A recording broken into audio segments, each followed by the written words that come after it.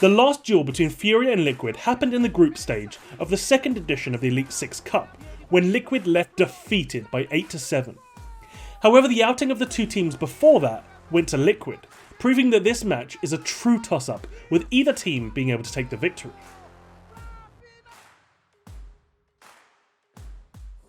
Foi 8-7, né? Poderia ter sido para qualquer dos lados. Foi jogo muito pegado, muito parelho. Então, quando é 8-7, assim, poderia ter sido para qualquer dos dois lados. E eu acho que foi jogão. Os dois jogam muito bem. Um mapa aí muito, onde tem que ter muita trocação, né? Um mapa favorável à bala. 8-7 bem suado ali. A Fúria vem de grande evolução.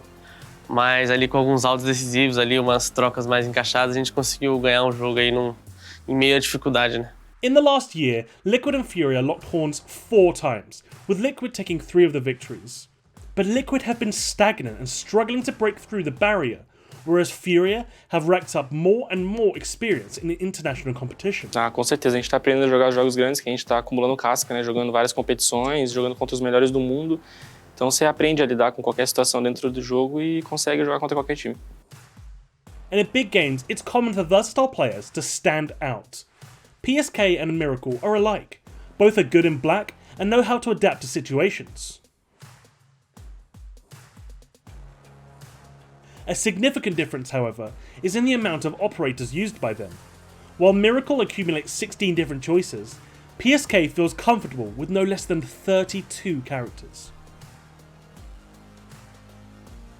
And if we add elements like Nesk, Pala and Fantasy to this equation, we have the perfect formula for a high-level duel. Vai ser jogão como sempre, né? Por se tratar da Liquid, eles vêm com 2 mudanças na line, né? Mas eu acho que o time deles tem a melhorar, então com certeza vai ser jogão. Cara, eu acho que o confronto hoje contra a Fúria vai ser do mesmo jeito, vai ser um jogo pegado. A gente não pode dar mole pros caras, senão eles vão engolir na gente. Acredito que a gente consiga ganhar, independente aí de quanto for o resultado. Mas com a line nova aqui, eu acho que a gente pode dar mais trabalho aí.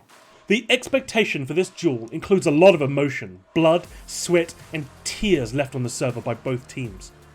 Will we get another tight score? The current major champions have been overwhelmingly favoured in their recent matches against Santos, although they have faced some pushback.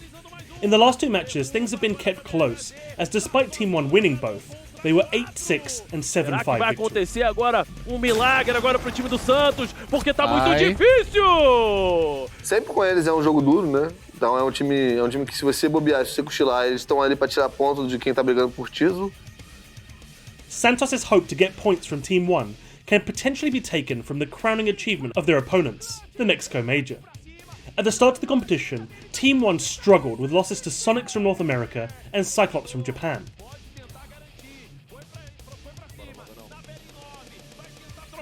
Tem jogador por baixo, surpreende rapidamente!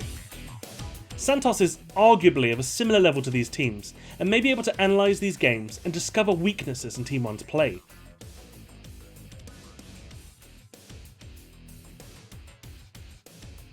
Team One ela vem de uma tremenda experiência no Major, então a gente só quer aplicar nosso trabalho e tentar sair por cima. Espero que seja mais tranquilo que os últimos 2. Aprender lições 2 vezes, o primeiro no overtime e no segundo no 7-5, então a gente espera que a partir de agora seja mais tranquilo.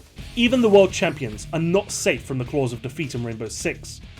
Santos are capable of upsetting the champs, but will they accomplish this?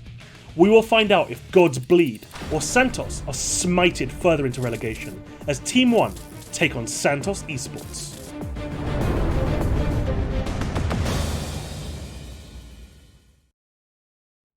Hello everyone, welcome back to coverage of the BR6 Friday night, joined by Gio and Ollie, and a quick apology there for the brief mistake that was made there with the VT. A couple of gremlins in the back end there, but we did get them sorted out, and that is indeed the match that we'll be watching now, Team One versus Santos. Now, Team One, they've been kicking goals with both feet, went down in overtime, max OT yesterday, but we'll see if they can do one better this time here against Santos. Let's bring in the map Vito here, and Gio, you can talk us through some of your expectations. What we're going to see here, we've talked about this is a sort of top versus bottom kind of day, and certainly that's how it is with Team One and Santos.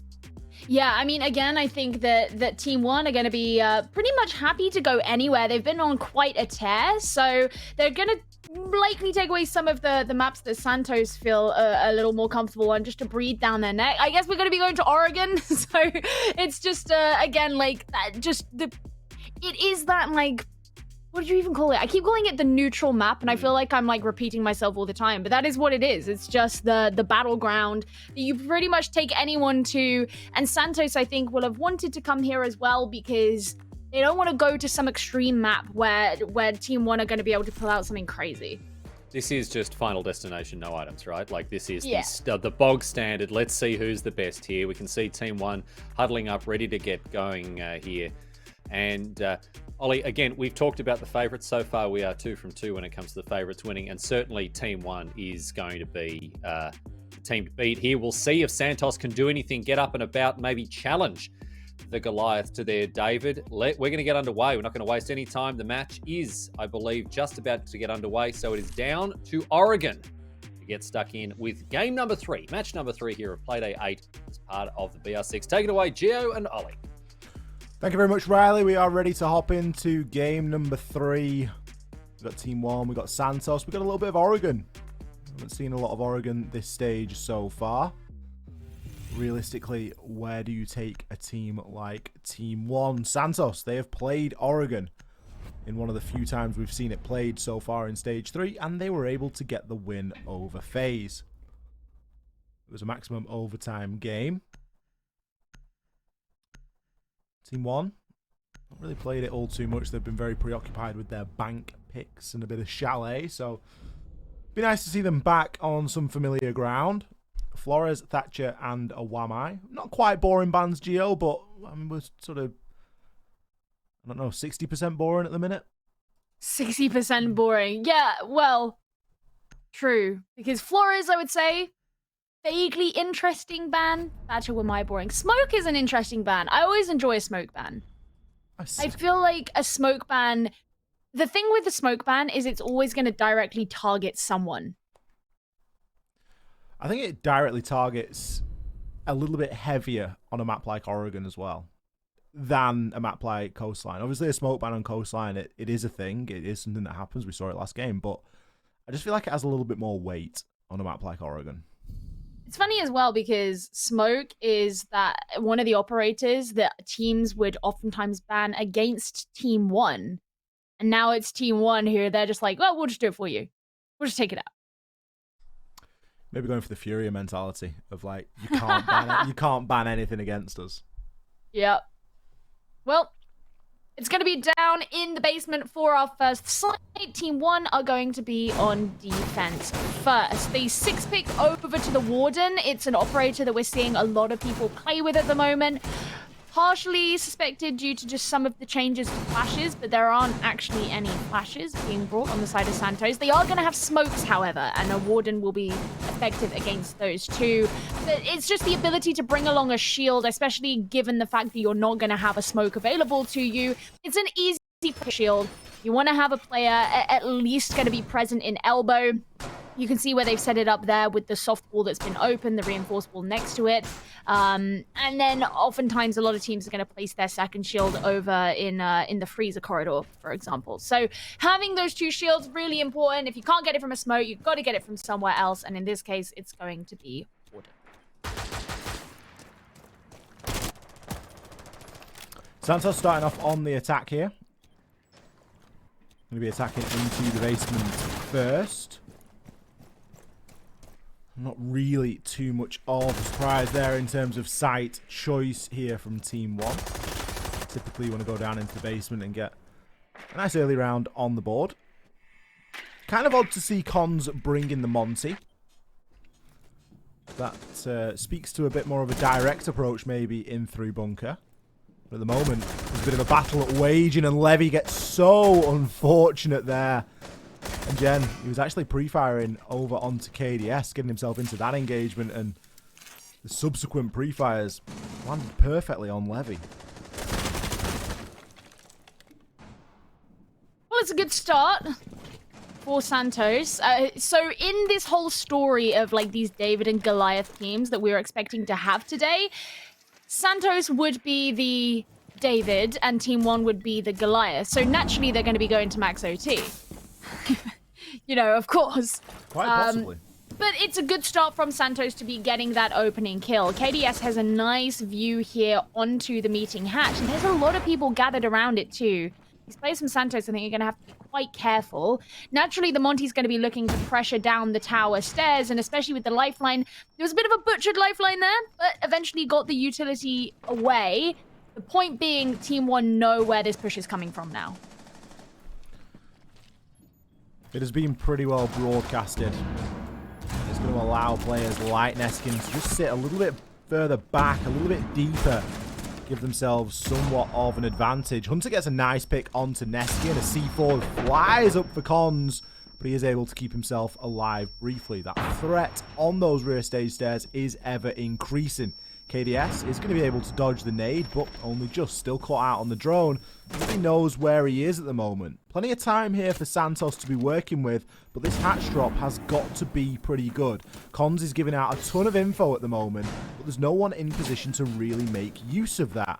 KDS gets himself into another engagement, but STK ducks and dives and finds the kill. Cons can now push on forward like that big human drone that he is. Alamal gets one before being instantly traded, and Lagonis, he's left with a lot to do inside of 20, isn't able to do anything. Hunter flies in with his second kill on the round.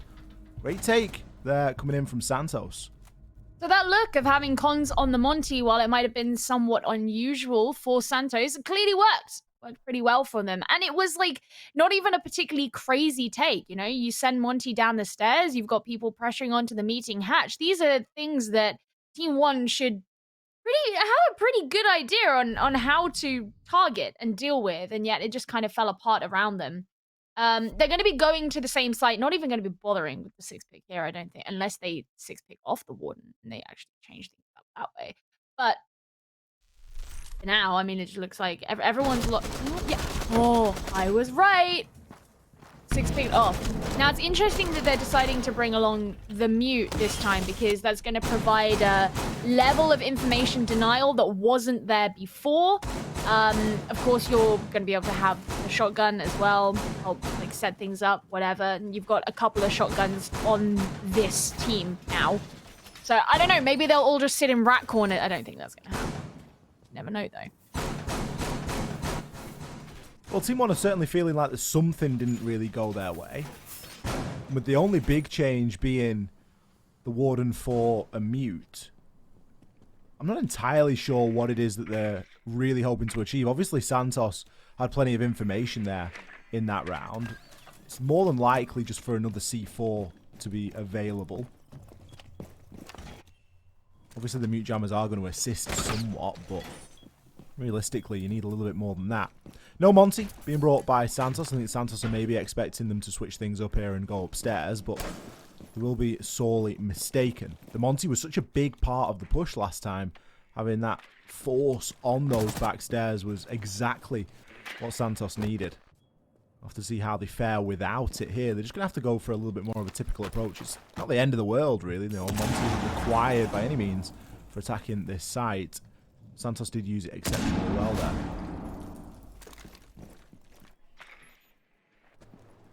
So far, no one's been taken off the board. Levy being taken off early was a little bit of a pain. There's a lot of C4s on the side of Team One as well here. I'm wondering how well they're going to utilize those.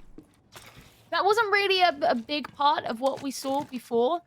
I mean, I guess also having the shield instead of a C4 just meant that the balance of your utility was slightly different.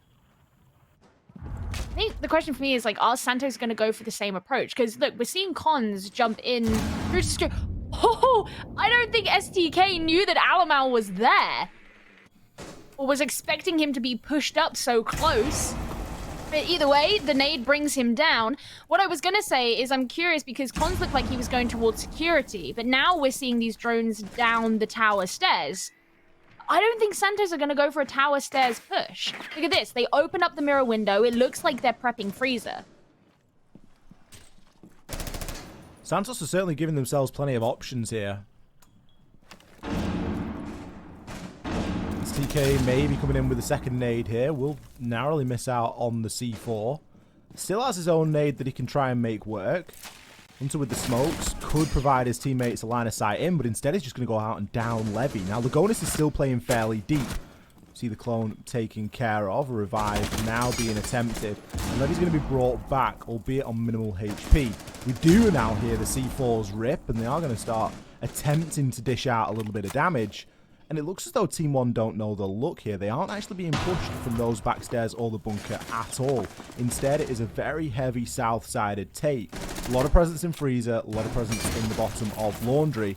And Team 1 can just start to act accordingly here. We do still have one mirror window in play.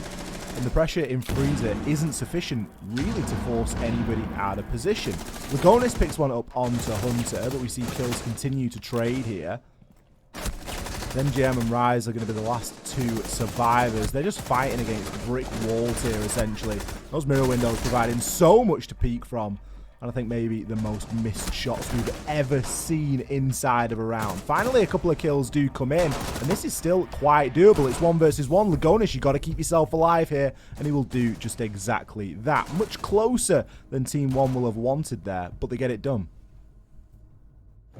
I like the fact that Santos tried to take a different approach. You can't, in my opinion, really go for the same approach over and over and expect it to be different, especially with a team like Team 1, who will have been able to have adapted to what they did before very quickly. But the approach that they did do, they just didn't do it cleanly enough. And as you say, the mirror windows, they provided such good value to Team 1 being able to just allow them to peek around. They had all this extra information. I think playing the mute as well was certainly really helpful because Santos just didn't have as many drones available to them or opportunities to drone, so they were a little bit more blind than before.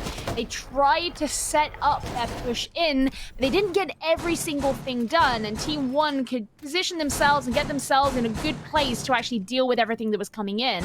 And as you said, Ollie, there were a lot of missed shots. You know, a lot of those attempts that Santos were making were rather messy towards the end.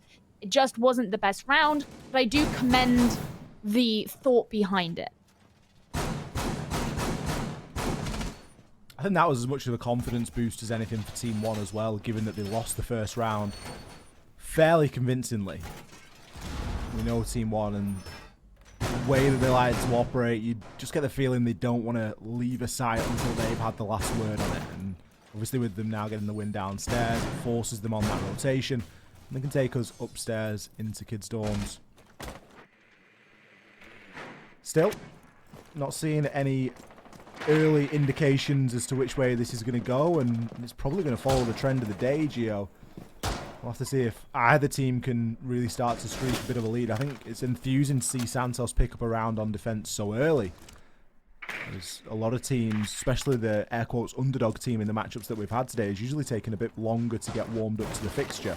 If Santos can come in swinging from the start, they might have a little bit of a chance.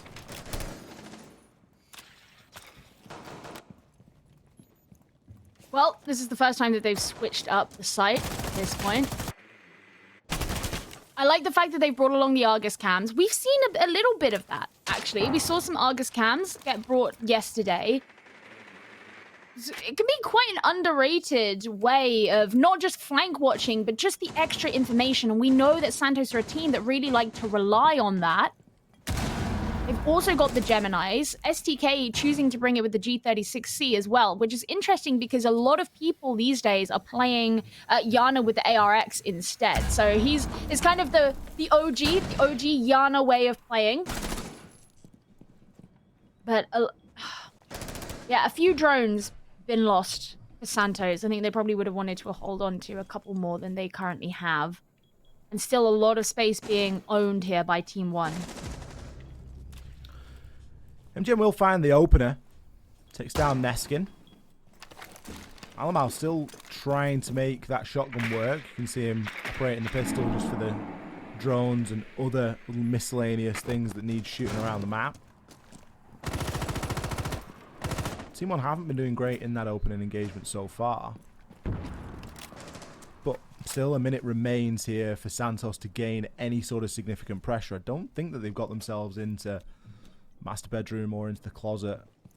Got a couple of lines of sight open downstairs, but Levy is still operating here, and he's operating very well indeed. Takes down one onto Hunter. pays for it with a good deal of health, but at this point, it really isn't going to matter too much.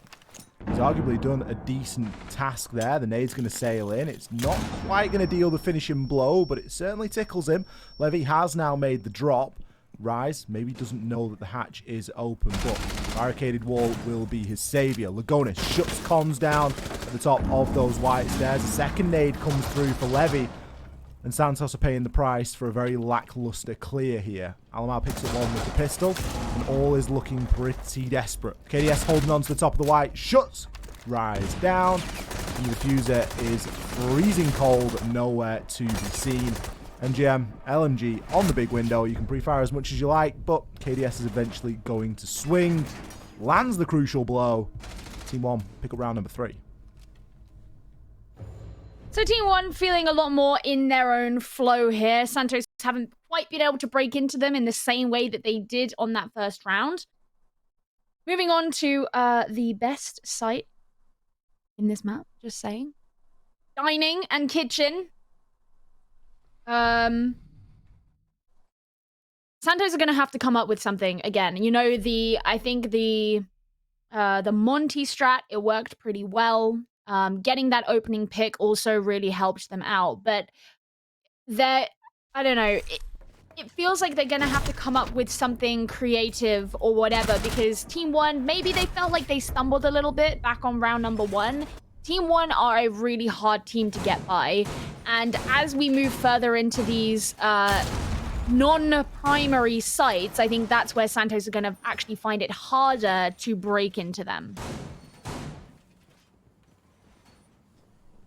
Yeah, that's maybe where Santos start to trip up over themselves a little bit, where they have to now attack kitchen, and it's not quite as just straightforward as a basement take, but we'll see how they approach it. I'm expecting Team 1 to come out better off on these defensive rounds. It's in the nature of Oregon. And it almost a little bit strange because we've not really seen a lot of side favor in most of the games that we've seen today, or this stage really. Obviously it's been there in some way, shape or form, but certainly not as much as we had in stage 2, and that's when we were seeing a lot more Oregon played and a lot more Clubhouse played. We'll see how these teams shape up as we move on in now to round number 4. Team 1 only leading by 1 round and yet to provide a clean sweep of these defensive sites. Alamal's gone for the mute pick. It's been a while, Gio, since we've seen Alamal on mute, but I mean he's as deadly as ever. As you know, we've seen him play quite a lot of Ella, a little bit of the Roni, whichever it might be.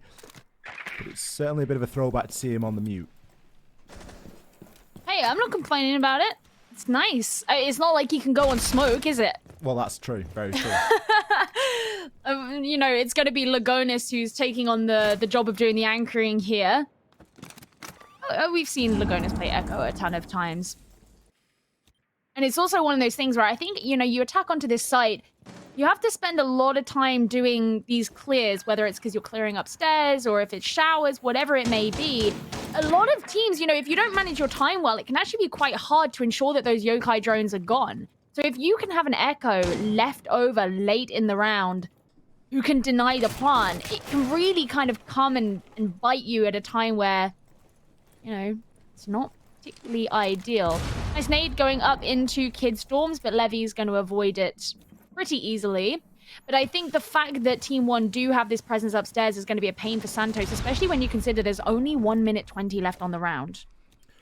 Yeah, and you think back to the last round and how slow Santos were in doing anything. This sort of extended roam is exactly what Team 1 needs to do to be burning as much time as possible. A great opener. Alamal makes the C4 land. STK is going to be in a position to respond, but without the book, it's going to be very difficult to open up a lot of these vertical angles, and with the site being the floor below, it really nullifies the advantage of gaining that top floor control. We can see Team 1 now making movements and rotations to get themselves set up for the next stage of their take. As Cons turns his attention into meeting, he's going to try and get that wall open into kitchen.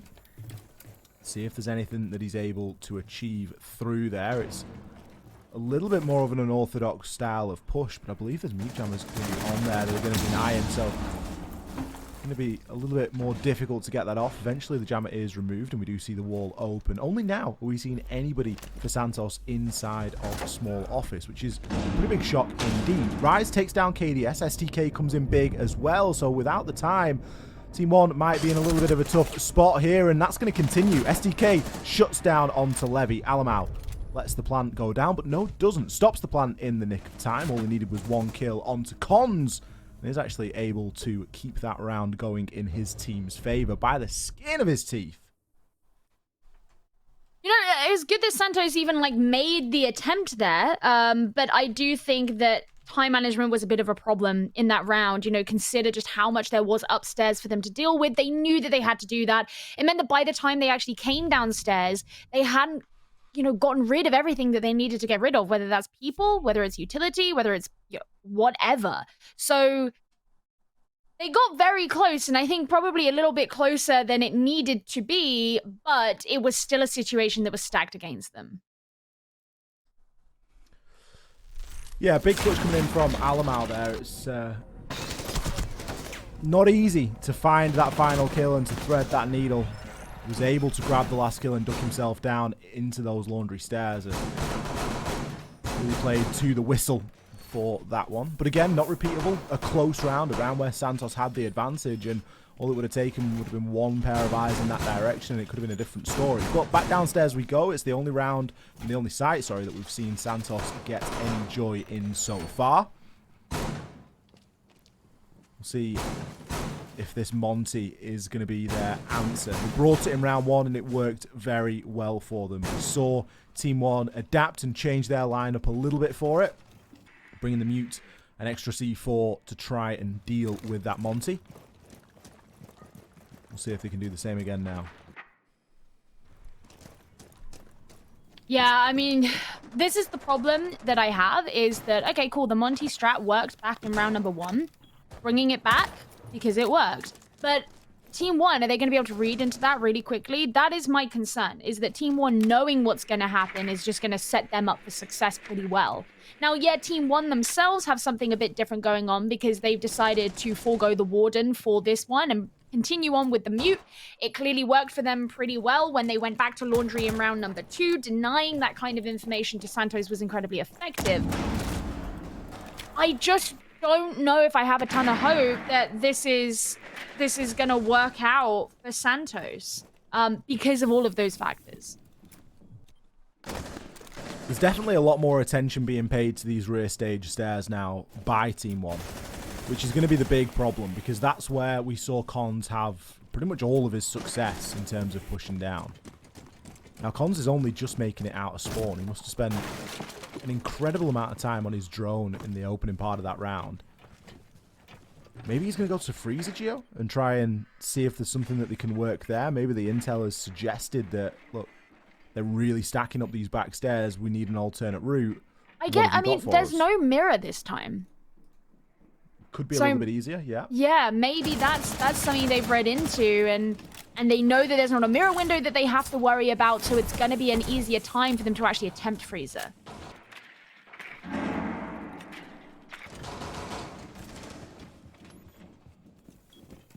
I mean, or you could drop the hatch. You know? I know it's something that you're a big fan of. I am not even going to dignify that with a response. I wonder what would happen if they dropped meat and hatch. I don't want them to drop meeting hatch. They already did this though, and look how many people there are down in Pillar. They're actually just gonna push up the stairs and chase this Monty down. I mean, look at that! I'm not sure how Neskin's been able to find the kill onto STK there, but Cons is still alive here.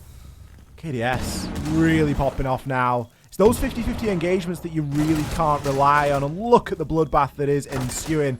MGN may have the LMG, but he's got no answer for the C4. Lagonis even going to sacrifice Levy to pick up that final kill. Levy was pretty low. All he needed was a little bit of the splash damage, and the C4 is going to do the rest. It's going to secure the kill onto MGN. Team 1, that's why they are one of the best teams here in the BR6. Able to very quickly adapt and have a pretty significant response to that Monty play. That's pretty much exactly what I thought was going to happen. And this is the thing, you know, they wanted to push down and they wanted to take control of Pillar, and they just didn't have it. At no point did they clear anything out. They didn't, not at all. Those 3 players who were down in Pillar, they were just left completely able to do exactly what they wanted. You can't push the tower stairs or have any kind of a meeting job if Pillar is being contested, especially not to that extent. And not only were they holding on to Pillar and retaining control of the stairs, but also construction as well. We saw those kills come through. There was just no way that Santos were getting in at all. Back to the drawing board, I think, for the Monty strat. It's a little bit of a pocket strat. I think you get away with it once, but it's not something that you can repeat, especially against a team like Team One. You're going to need a little bit more than that to make things work. 4-1, maybe a 4-2 split here. Could be one of the more convincing scorelines we've seen so far tonight. Of course, still could be a 5-1 split to Santos. They've not really given us any indication that they've got anything more than the Monty strat up their sleeve tonight. They've been dreadfully slow in a lot of these attacks so far. And the confidence is snowballing from Team One. You can see that in the nice little pre-fires that they're popping out. Not quite spawn peaks, but they're getting on the way. They're itching to get themselves into the fight. A pretty equal load spread across all of them as well in terms of those kills. Everyone really vying for them. STK, what are you doing? Feels like he's already fairly well committed into that push. He'll look to try and move himself through Trophy, but immediately shut down. Alamau doesn't even need the shotgun Geo or the Scorpion. He's just going to use the pistol. It felt unnecessarily ballsy from STK to even attempt that. I mean, that's how he played on this map against FaZe, and he did really well with it. But, yeah, different beast. Yeah. I mean, I was just going to be like, you do you, I guess. Now, I mean, Hunter's just trying to hold the angle, stop any, you know, crosses from being taken. KDS staying so close to the breach here to throw out the C4, and that's the diffuser as well now. So, all right, you've got another player in there who's got to go out and retrieve that diffuser, cross a line of sight in doing so. This is a painful situation for Santos to be in. Levy's got some information onto MGN as well. A nice ping to tell him exactly where the Zephyr is hiding. Hunter would still try and push in here through Master. Going to go for the aggressive play, but wasn't counting on KDS being inside of the closet. MGN surely only moments away here as the Yokai drone's going to ping him out further. Rise has dipped on back, and he's actually got himself into Big Tower. He's essentially just playing for a pick at the moment. He really is unlikely to be able to gain anything from that window. Does still have a nade that he's going to try and make use of. But all it's going to do is force Levy off the angle. MGN has been lit as well in the process, so despite the fact that there's 30 seconds left, it's going to be a very difficult 30 seconds here. Santos are going to try and get anything done. Alamau on the flank finds one onto MGN, and it's really only a matter of time for poor old Rise. Neskin uses to fly out of the window. There we go. Flawless round for Team One. They're having a pretty good go of it so far. And now things are switched on the side. Of course, everything could go different, but I would say a 5-1 at the half, that is brutal to try and go against. You know, you could argue whether Oregon is, attacker, defender sided. I think when you're looking at 5-1, a 5-1 split, the only map I can think of where a 5-1 split would kind of be okay would probably be Theme Park, and this isn't Theme Park. So that is just a big thing to look at. And now Alamal's going to be bringing a freaking blitz. I guess Santos ready for this. They don't have a warden to go. There becomes a point where it's sort of team diff instead of map-sidedness. Yeah. And that's kind of what we've seen today. There's only really one round that I can think of that Team One actually clutched it, and it was Alamau stopping the plant. Aside from that, every round has been fairly convincing. But we'll see. We'll see if Santos have got what it takes here on the opposite side of things. The blitz is pretty terrifying, though. 1 round away from match point, 2 rounds away from tying it up. That's a dangerous position for Team 1 to be in because they're going to bring things like the blitz-thinker combination. And you just know it's going to be disgusting. I am kind of fearful for Santos. And the thing is, like, they're not going to know. They don't know yet. It's going to take them... Eventually, they'll hear the clug. They'll see the shield. They'll see the flashes. But right now, they don't know. And I'm wondering... Wait, this is a... Okay, it is in the basement. He's just going to rush down the stairs. Oh, no, now they know. Now they know that blitz is there. It's a very quick and effective way of pushing these players back down onto site, though, because it just puts the fear of God into them, especially when Alamal's willing to challenge like that. Shuts down STK. How does he do it? Both defenders that were out there on the roam have been forced back. Neskin, the only casualty so far for Team 1. And look at this fearfulness from Team 1. Alamal storms himself down Freezer. Catches MGN out. The mirror window doesn't matter at all. It's all down to Rise. He's going to be the next to fall here. All you got to do is land one more shot, Alamal. Go on, you can do it. And he does. Fearless. He just looks so calm. Fearless. He's playing a terrorist stunt. He is honestly playing a terrorist stunt. What do Team 1 have to worry about? Seemingly nothing. Man. What are they going to... All right, we're going back to laundry. Okay, let's see. So Alamal's just straight up picked the blitz now. Not hiding anything. You're going to switch off of it. Is it a debate? Oh, Santos going to 6-pick onto a ward and just... Oh, a Cav! Oh, no! We really are playing ranked, aren't we? Goodness gracious me. What is this game? I mean, how do you try and counter this? How do you counter what Alamal just did? I just really, really hope STK gets an interrogation. It would be nice. I'm not sure if it's going to happen. He's going to have to find the rattiest of rat corners. Where would you even do that? He's going to... Well, he's still reinforcing downstairs, which is a little bit worrying. I'm not sure if he's maybe trying to keep himself off drones. Team 1 have still got all 5 drones, so that doesn't mean that they've not found the site, but... I feel like he's going to have to be upstairs and then follow them down. Yeah, he needs to be, like, like, maybe in tier 3 or something like that. Yeah. But even then, is it going to matter? If Alamal's just going to push through Freezer again, you'd maybe be better off playing inside of Office, but... Like, where is he? I can't even spot him on the... If he's on the site, I'm going to lose my mind. If this Cav has been picked to be played on this site, then I'm going to officially lose my mind. Anchor Cav? Yeah, why not? Well, no one's upstairs. All the silhouettes are either on this floor or they're downstairs. Alamal's playing this one a little bit more patient. Oh, no, he's not. He's straight in down for it. I thought he was playing it patiently, but he's not. He's literally calling for... Oh, no, there's one silhouette. Predated. There's one silhouette all the way over in the distance. Okay, so that's like maybe T1, maybe T2. Yeah, it's T1, so it's like ground floor of Big Tower.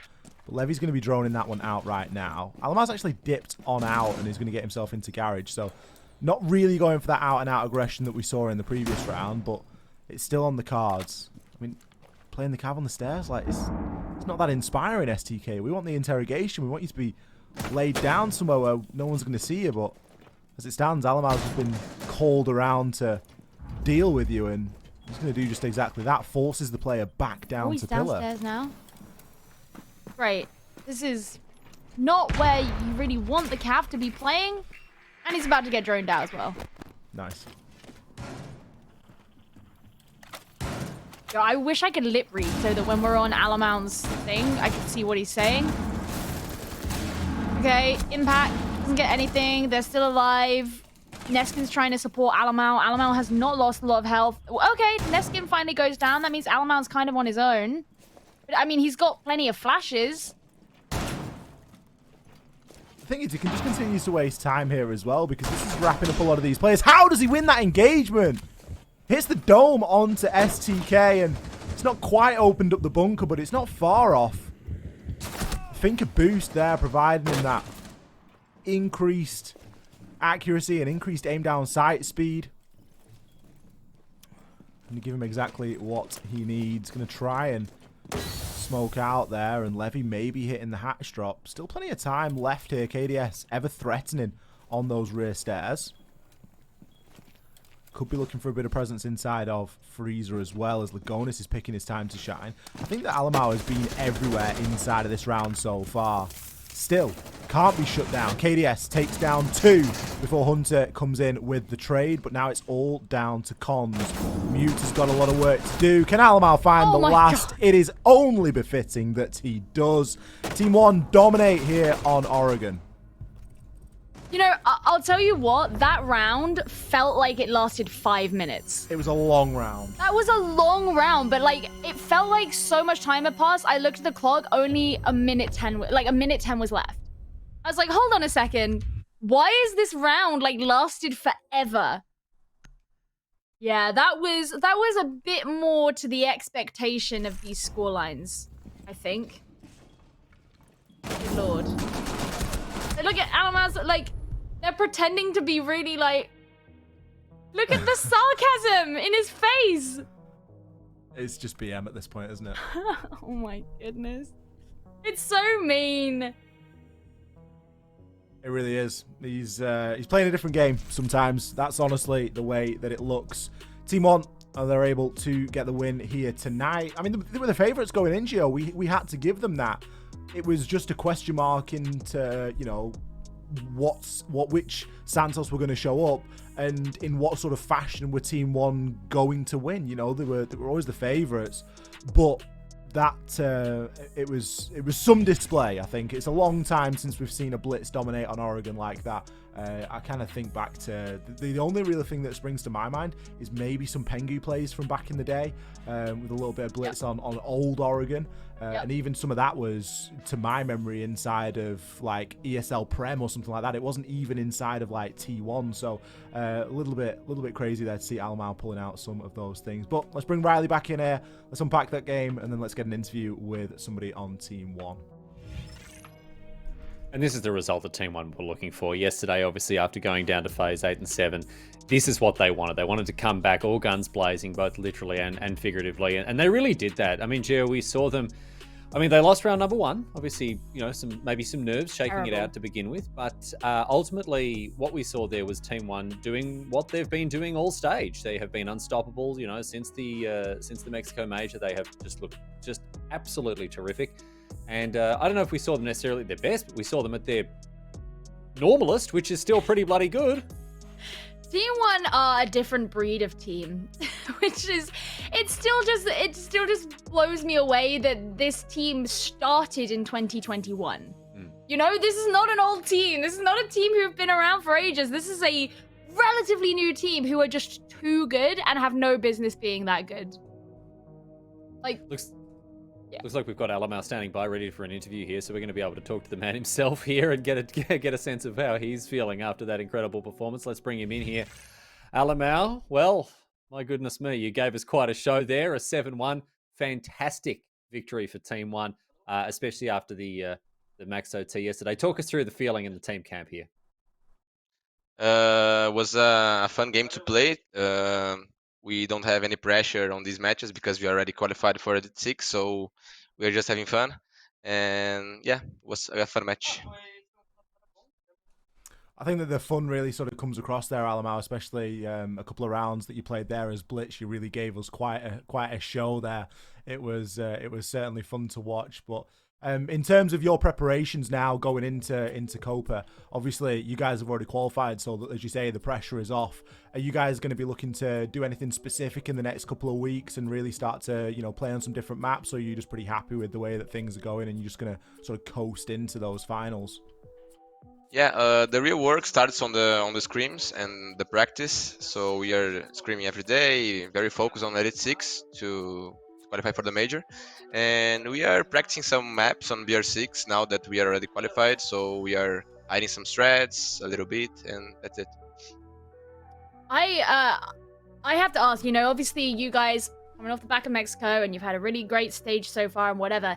Is there any other team when you go into the Copa Elite 6 that you see as a particular threat, or you're just like, nah, we're the best? I think we're the best, but this stage is a little bit more difficult than the other one. I think FaZe Clan was very bad at the other stage, so they were not a threat, and now they are very good. They're playing well, and Furia is much better than the last stage as well. NiP is struggling a little bit, so I don't know what to think about NiP. And Liquid is with their new lineup. I think in a long term they will be better than the other lineup, but now I don't know, like they have to practice a lot to get some team play and chemistry. So I think this Elite 6 will be very difficult, but I think we are the best. Love the confidence, mate. It's good to hear that you're really feeling that you're at the top of your game. Congratulations on the win, and I hope to talk to you again next week. Thank you. Bye-bye. I mean, you got to love to hear that, right? We think we're the best, you know. I mean, they've got every reason to think so as well. They look barely touchable, and going down in Max OT yesterday, coming out of the gates very strong today with a 7-1. Really fantastic stuff from them. We've only got one more game to bring you, my friends. We're going to go into a quick break, but then on the other side of it, Furia versus Liquid. This is the one you've been waiting for. We're looking forward to getting across this one. Furia in great nick. Liquid, of course, we've talked about them consolidating and with this new lineup, but they're able to do great things, as we've already seen. So stick with us, because on the other side of this quick break, my friends, we're going to get stuck into our next game, and we hope to have your company then. We'll see you back here very soon.